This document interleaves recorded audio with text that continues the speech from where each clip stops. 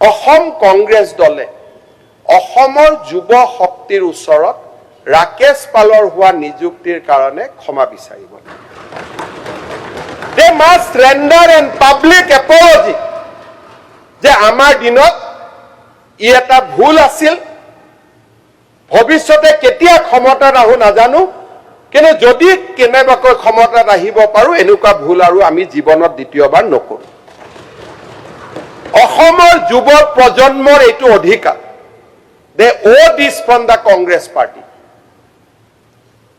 তাৰপিছত ৰাকেশ পাল ডাঙৰীয়াৰ বিষয়ে যিবিলাক কথা লিখা গ'ল, তেওঁৰ পত্নীয়ে কি ক'লে, তেওঁৰ মাকে কি ক'লে, ভিতৰত গৌতম ৰয়, নীলমণি সেনডেকা, সুমিত্ৰা পাটিল, এই গোটেই ঘটনাবিলাক য'ত যেনেকে হৈছে মই তাৰ ওপৰত ক'ব খোজা নাই।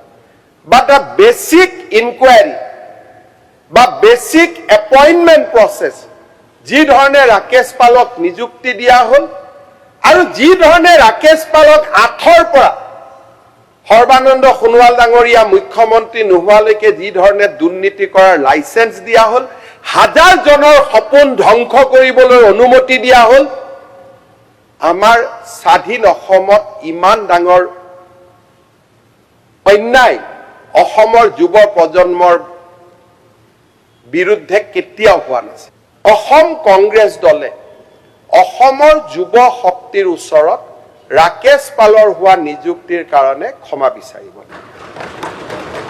They must render an public apology যে আমাৰ দিনত ই এটা ভুল আছিল, ভৱিষ্যতে কেতিয়া ক্ষমতাত আহো নাজানো, কিন্তু যদি কেনেবাকৈ ক্ষমতাত আহিব পাৰো এনেকুৱা ভুল আৰু আমি জীৱনত দ্বিতীয়বাৰ নকৰো।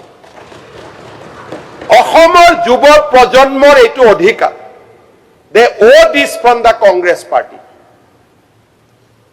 তাৰপিছত ৰাকেশ পাল ডাঙৰীয়াৰ বিষয়ে যিবিলাক কথা লিখা গ'ল, তেওঁৰ পত্নীয়ে কি ক'লে, তেওঁৰ মাকে কি ক'লে, ভিতৰত গৌতম ৰয়, নীলমণি সেনডেকা, সুমিত্ৰা পাটিল, এই গোটেই ঘটনাবিলাক য'ত যেনেকে হৈছে মই তাৰ ওপৰত ক'ব খোজা নাই।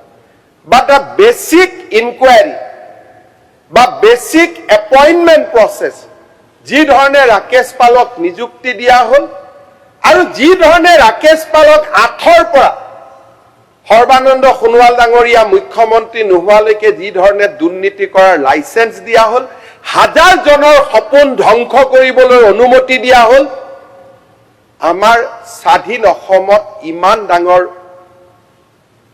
অন্যায় অসমৰ যুৱ প্ৰজন্মৰ বিৰুদ্ধে কেতিয়াও